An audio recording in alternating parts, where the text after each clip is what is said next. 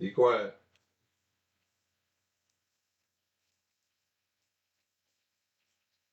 Good evening, and welcome to another edition of Tell the Truth and Shame the Devil. I'm Jennings Bernard, your host. As always, you can catch me right here each and every day, Monday through Friday, from 5 to 6 p.m. You tell a friend to tell a friend. Tell the Truth and Shame the Devil is on the air. Welcome in, ladies and gentlemen. Welcome in. We are glad to have you this evening and each and every day, Monday through Friday, from 5 to 6 p.m. And we may end up, as the political season begin to get a little closer, we may extend the program a little bit as well, so you can get all, each and everything that is happening in this political season. And we're going to talk about it as we bring those candidates in who would like to come in and talk to you, or those who have been told not to come in because they are afraid of what you may hear from the candidates. If they don't come here, I don't think they're worth being even considered because they're not man enough, woman enough to come on this program, tell the truth and shame the devil, and talk to you. The bottom line. We're going to call each and every one of them. If they say they would come, we're going to schedule them for them to come and talk to you. Those who say uh, they don't want to do it, then we know that person, we don't even need to consider giving our vote to. They go to the soft and lovable podcasts or programs like this. Well, I'm going to ask you the tough question. I'm going to ask you what makes you qualify to run for the position. What position have you held in the past that give you credibility to run? Or are you just running for a paycheck? We talking about the old crews who are out there all washed up and they ain't got nothing else to do but sit back and draw a paycheck. We're not paying them to do a job like you and I would do for a lifetime of going, getting up at work and going from 8 to 5, 9 to 5, or whatever your schedule is. Some of them, like I was, midnight shift for about 15 years, riding the streets, protecting the community while you sleep and stuff in Humber. We was doing those things, and you didn't have to worry about the fact that people breaking in on you. But what a world do we live in now? It's all messed up, and it comes down to one or two things: the people who are running the city and the people who don't have the qualification to be in the position. And there's a third one: those individuals who are selling you out for 30 pieces of silver. And that's what you have. Look around. If you think I'm lying, look at these clowns that's supposed to represent you and look what your community look like. You pay the tax dollars for the service, but you're not getting the services. That's a problem. We're going to eliminate those individuals from public office.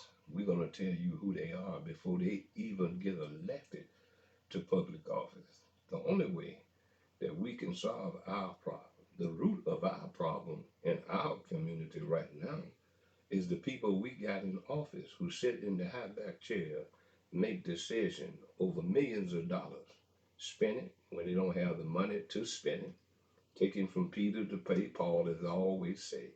And I say those things to drive my point to you so you can understand what's going on. And we got a good one here that we're going to talk about, a good one that we're going to talk about and what they are trying to do. And I'm going to make you more aware, give you the knowledge and the understanding this point. This point is probably the only point I'm going to talk to you about. And I want to explain it to you in detail. I want you to first subscribe to this program, and not only this one, to the YouTube, the X, the Spotify. We are on all of these programs. If you cannot get to us live right now, and you working late, or you at the office and you got some downtime, hey, 30 minutes, 40 minutes, sit back and listen to what we have to say. And we're going to have guests coming in, community involved people coming in and talking about what they feel and how they feel about the representation that we are getting. I'm Jenny Bernard. You're listening to Tell the Truth and Shame the Devil.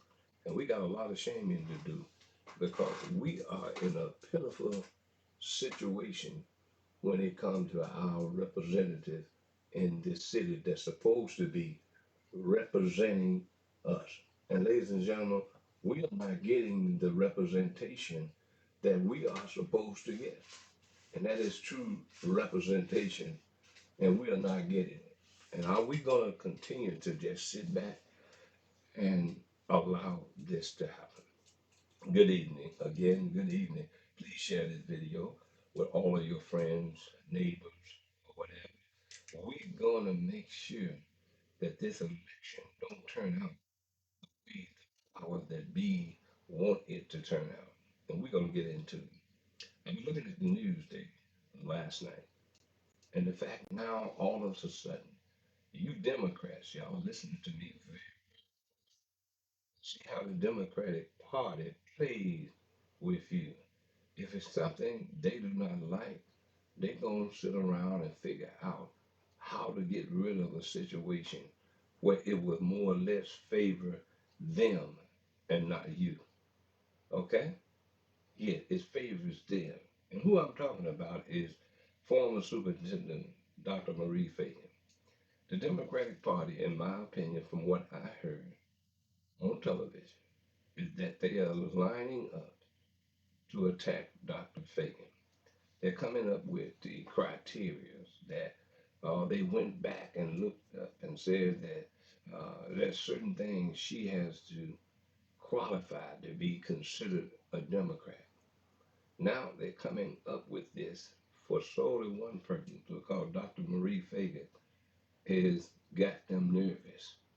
All of them that are in that race now, that are Democrats, they do not want her in there because you, the people, you are behind her. You love her. You appreciated what she did. And those individuals, from the school board to the Democratic Party, are trying to do everything they can to keep Dr. Marie Fagan out of this county mayor race.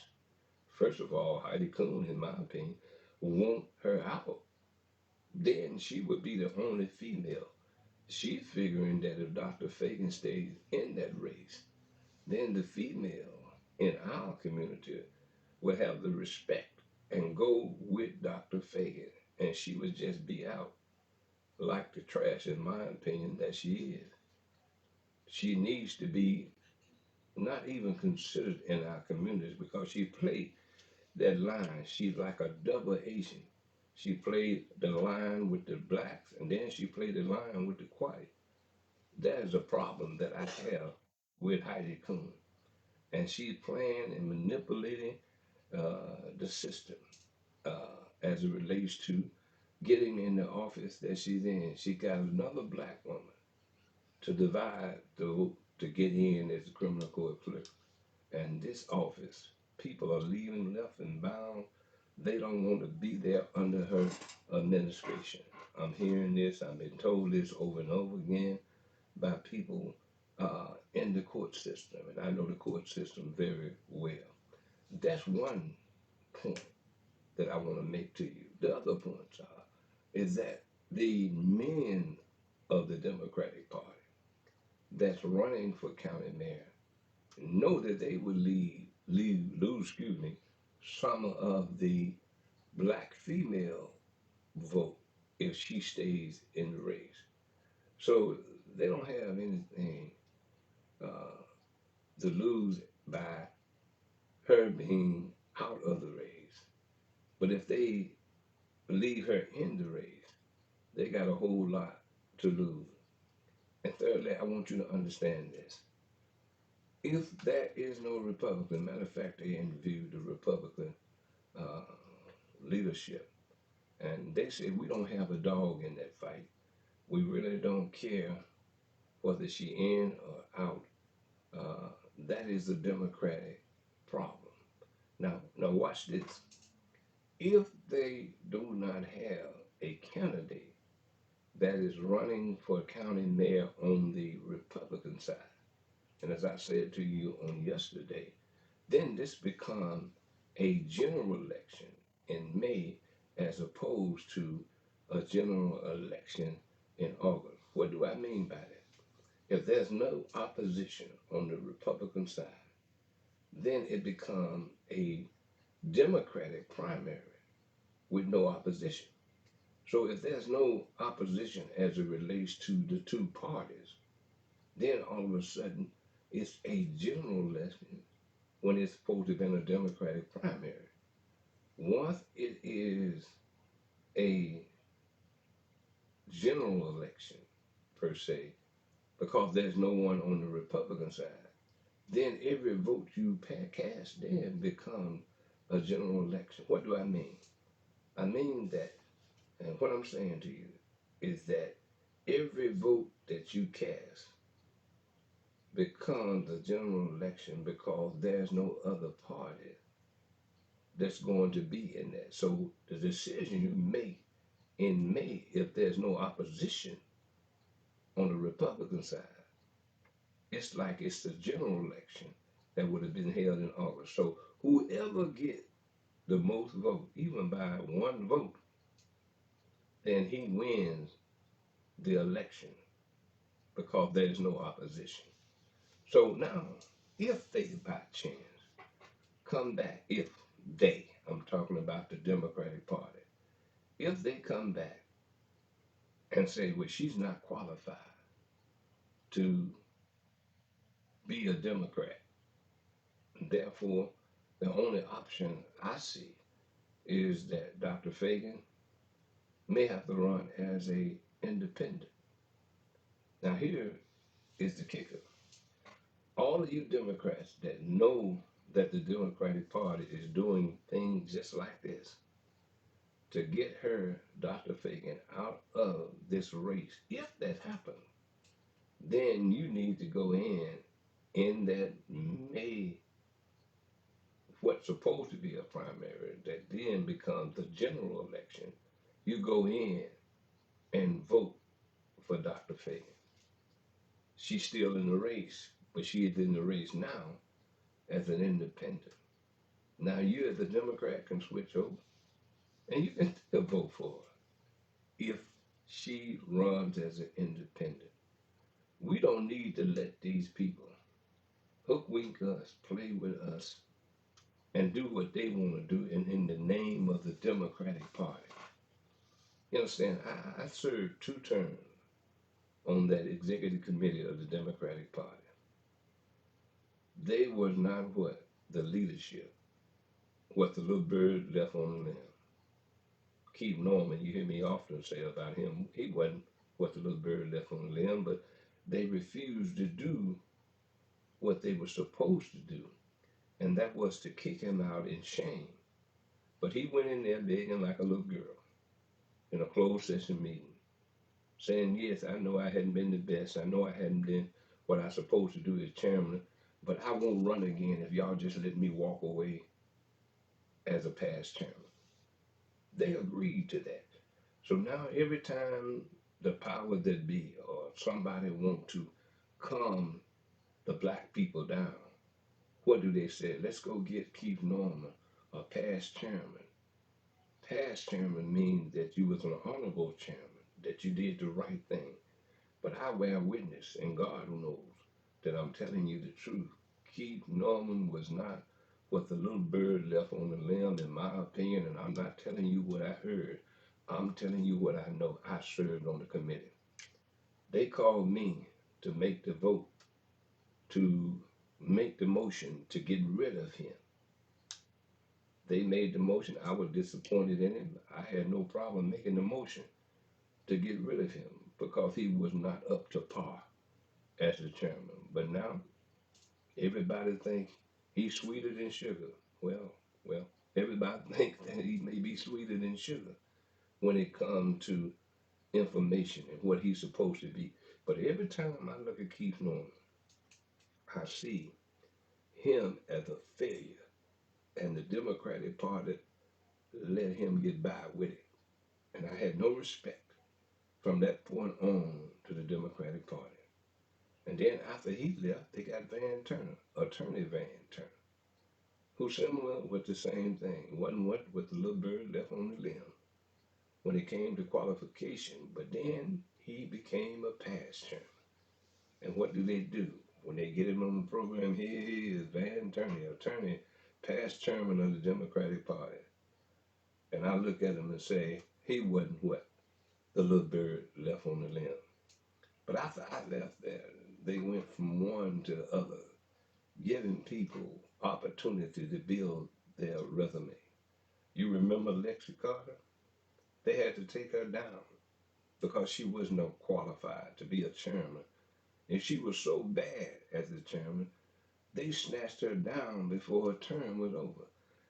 And this is what the Democratic Party in Shelby County is doing. It's not for you as Democrats, it's for them to build their friend's resume. Look at what happened with Brian Carson. Brian Carson, as the chairman, stole money from the Democratic Party. And what do the Democrats do? They get together after a certain period of time, knowing that you as black people gonna forget about what he did. He stole from the Democratic Party to the tune of 25, 26,000. Google it, you'll see. He goes off the scene for a few years. He comes back, and the Democrats got together again, created a position of a good salary, and called him the executive coordinator of General Session Court. Now, what did that come from? From my sources telling me it came out of the clerk's office. Tammy Sawyer put a crook into office, along with Sheila Renfro, a judge who had something to do with it, and you saw it. I posted on my page. I'm saying to you, all of this stuff right now is messed up in the Democratic Party. The Democratic Party is messed up. The Democratic Party is more about them as opposed to you. And they come around every election time and try to persuade you and tell you, we don't need Dr. Fagan in the race. And because they have lied to you, promised to you, all of these lies that they can't keep and will not keep, they expect you to follow. But I serve notice on them. And I serve notice to you that you need to get up and change the narrative of what's been done and what's been played on you for so many years in Memphis and Shelby County. The good old boy, we used to talk about the white people and talk about the white boy system and what the white boys are doing. But guess who took the white boys' playbook and now using it against their own people? And that are the black elected officials. They play the same game under Jim Crow that's being played under you right now. The same pieces that we used to say the white people, or the white men, or the white women, or the white power that be was doing to us as black people. Now the black people who have taken that same book, that playbook, and using it against you. They're using it right now against Dr. Fagan. But if they are successful, and I want to get Dr. Fagan on this show, I'm going to locate somebody that know her number. I'm going to get her directly to come into the studio, and we're going to talk about what they're doing and the playbooks that they're using against her. If we have never, since 1968, rose up, rise up, got up, all of that, we need to do it now. We need to send the power structure that says no matter how much money you put behind a Negro and put him in City Hall, 1.5 million, no matter how much money, we're going to show you that your money don't matter. What really matters is us doing what we need to do, being the majority of African Americans in this city. And I'm going to say this to you, and it's going to shock a lot of you. I'd rather take, in some cases, an unqualified individual in office over than some of the people that we are putting in office. In other words, I'd rather see white leadership than black leadership that's doing the same thing that the white leadership was doing against you. They said, "Well, Jimmy, that's pretty tough." Yeah, it's tough because if one group of people is going to screw you over, and then another group of people are doing the same thing, and I used to hear that mentality years ago. I'd rather have a black person to screw me over than a white person. I don't want nobody screwing me over. I really don't. I don't care if you're black. I don't care if you're white. I don't want you to screw me over. And what they're doing now, they're trying to screw you over. I'm giving you a scenario. I'm not saying that this is what I want because I don't want anybody screwing me over. What I'm saying to you, when you got one set of devils screwing you over, and then you get another set of devils screwing you over, you're being screwed. And it's time for you to wake up and say, I don't want no devil. I don't want anyone screwing me over. So what do we do? To send a powerful message. If this scenario happens, then we need to go and support Dr. Fagan if she decides to run as an independent. And you can do that in that election. You can do that.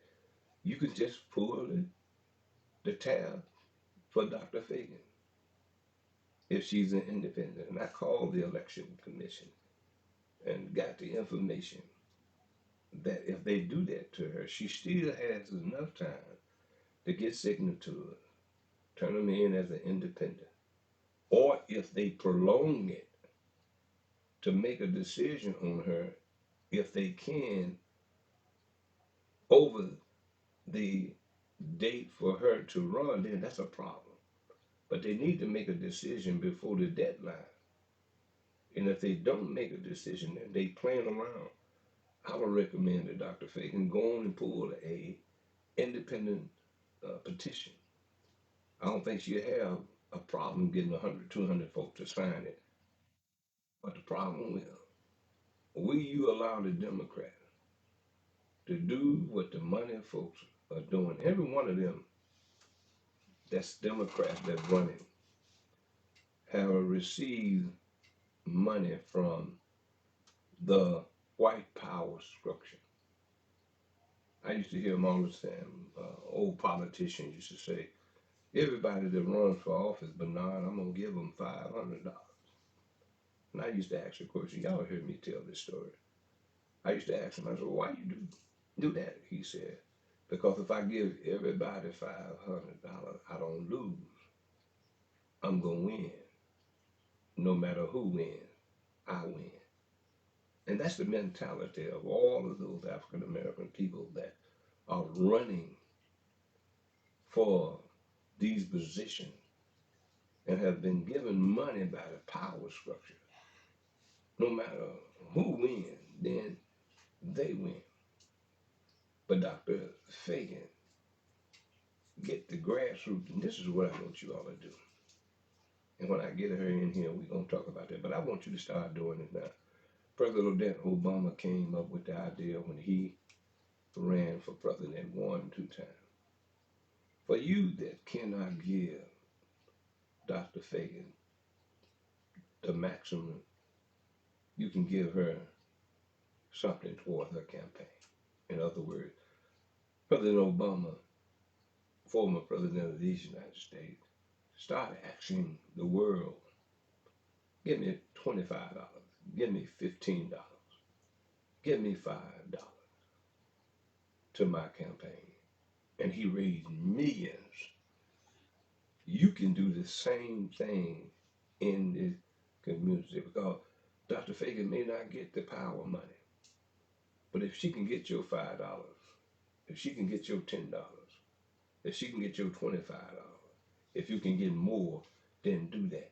We got to fund our own candidate, not letting other people fund our people.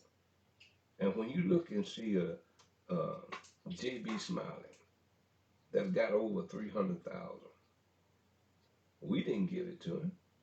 When you look at Mikhail Lawrence, that's got just a few thousand less, that says to me that the power structure is depending on one of those two to win the election. And guess what? If that happens, they're still in power. But I'm saying to you, we can take the power from by funding Dr. Fagan. If you can't give a 5, 10, 25, give it to that campaign. I will give you a link once I get in contact with her.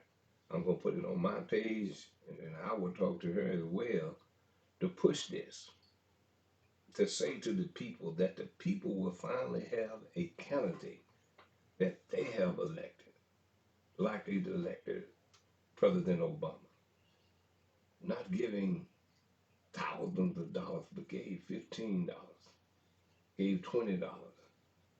Every time they ask, they say, hey, we're running a little low. Can you spare another $10? They was talking to America. They were talking to the world.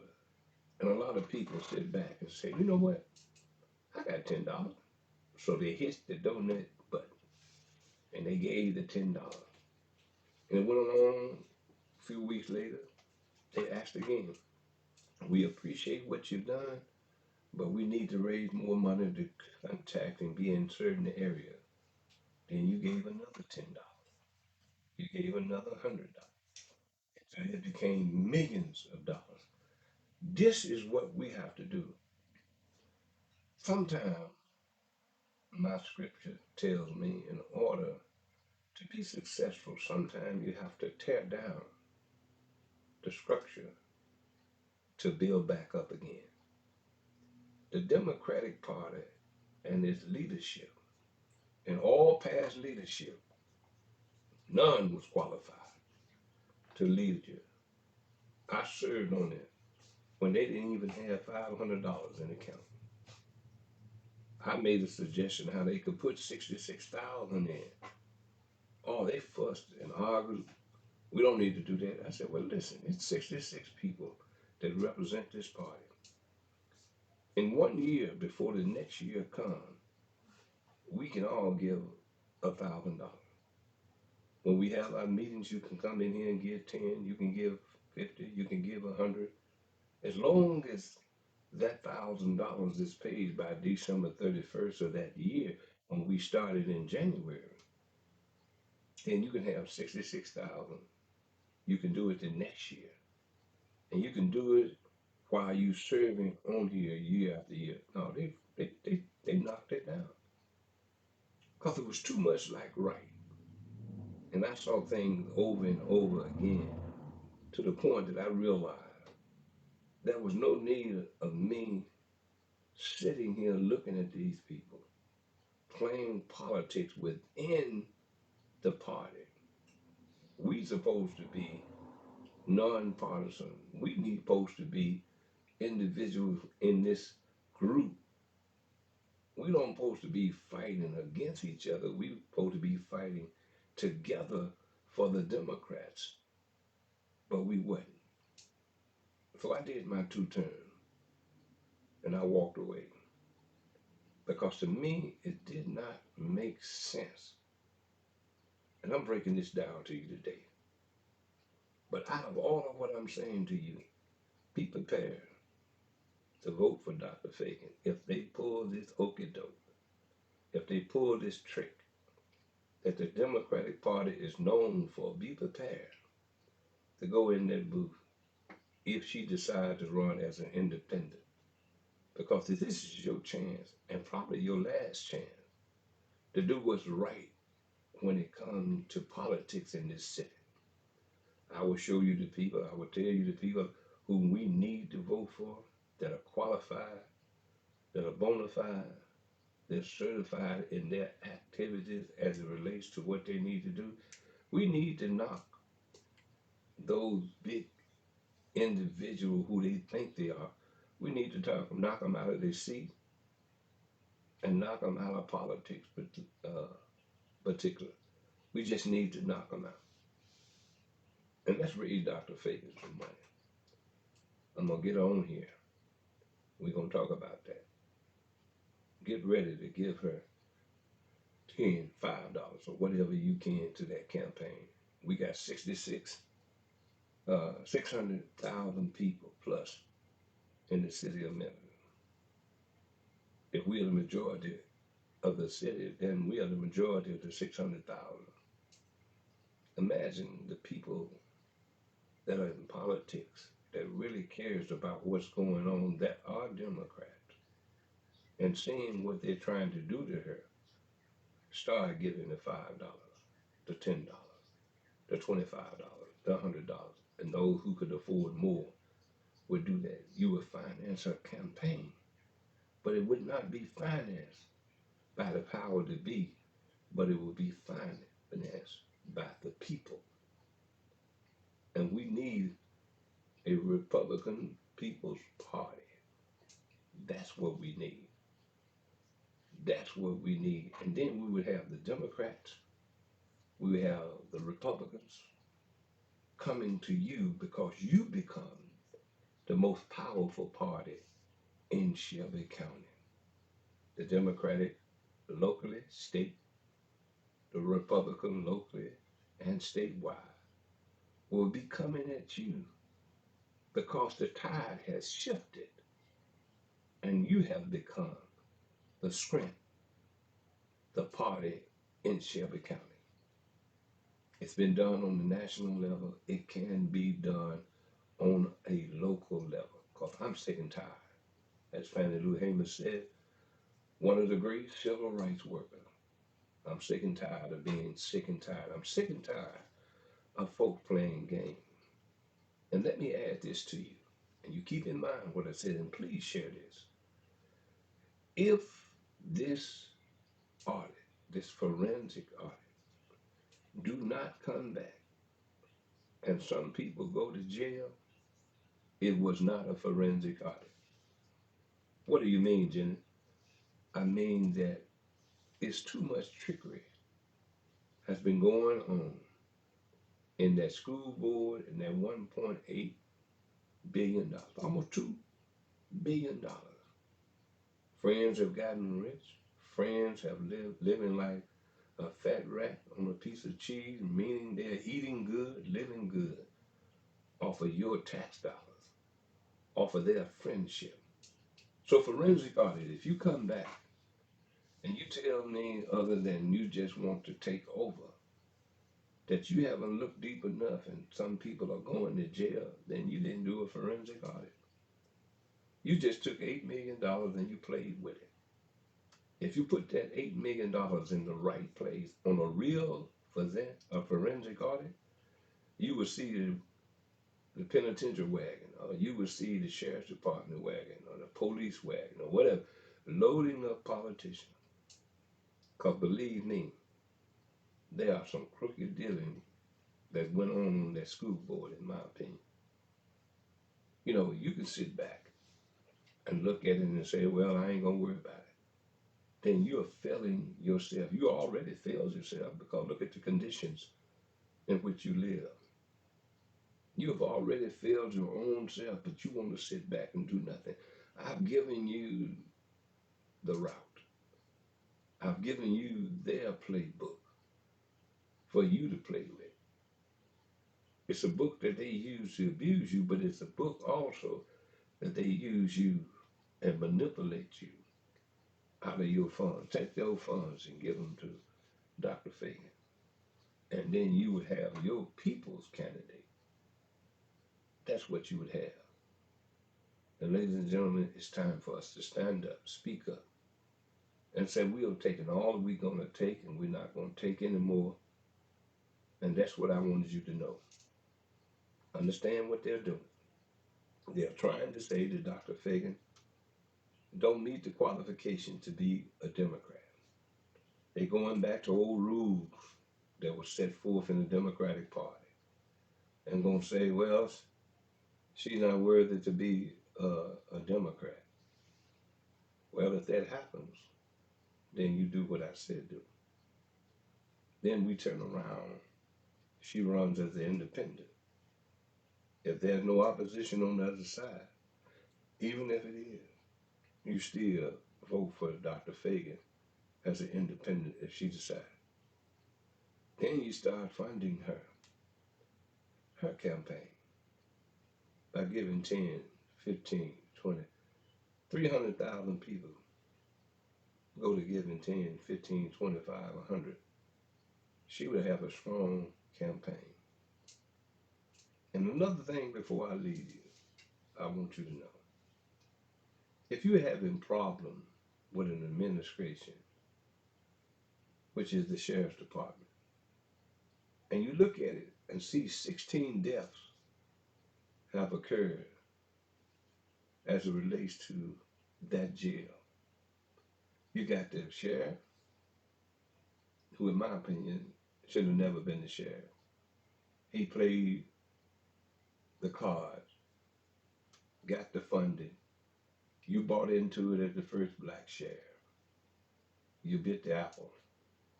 And you know what happened to Adam when he bit the apple? You bit the apple. And from that, we ended up electing a sheriff that didn't know or have a clue or how to run the sheriff department.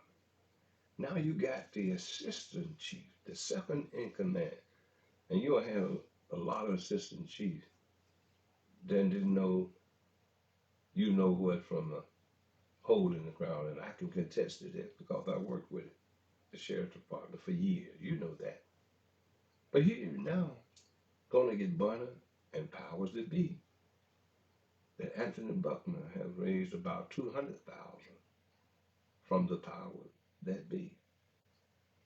Now, if he's the assistant chief and people are dying in their jail under the administration of him and Floyd Bunner, why in the world would you want to put a second-hand individual in as the first hand as a sheriff when he couldn't do anything with the sheriff and him being second in command? Ladies and gentlemen, let's not be hoodwinked, bamboozled by these politicians. What is Anthony Buckner going to do if you elect him as sheriff that he couldn't do as the assistant chief, the second in command? He'll sit there and talk to you and get you to believe we're doing this, that, or the other. But they're doing nothing. But I have a candidate. The young man has worked hard, came up through the ranks, have done a grand job in his position. I'll be introducing you to him and to anybody else who would decide to come that's in the sheriff race. This door is open to you. But I'm going on qualification. I'm going on people that really wants to serve you. And it's a new day. We're going to do it.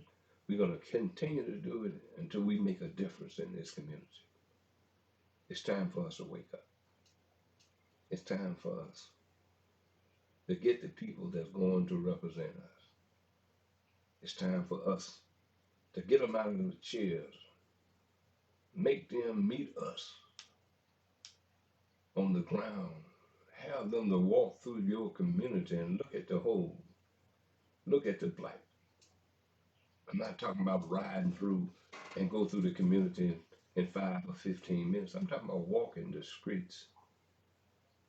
And maybe they would understand if they walk the soles off of their shoes that you have to do every day. See what you have to live in. then maybe you'll get a better candidate. Or you get a candidate said, girl, I ain't got time to be fooling with that. They saying it, but they are not doing anything for you. And you allowing them to do it. As always, I really do appreciate you being a part of this program. Please share this. Please subscribe to all of the outlets that we got here for you. As always, in the words of my grandmother, she used to always say, if it's the Lord's will and the creek don't rise, we'll see you on tomorrow. But remember something I always say, and I hold true to this. Trust everyone, but do not trust the devil inside of them. More power to Dr. Fagan and to you, the one that's going to stand up, speak up, and spread the word when it comes to nobody else in the race, in my opinion, is worth what they used to say, the salt that goes on their bread. Again, I thank you. Take care. I'm Jennings Bernard. I've been your host here on Tell the Truth and Shame the Devil. You have a good night. God bless.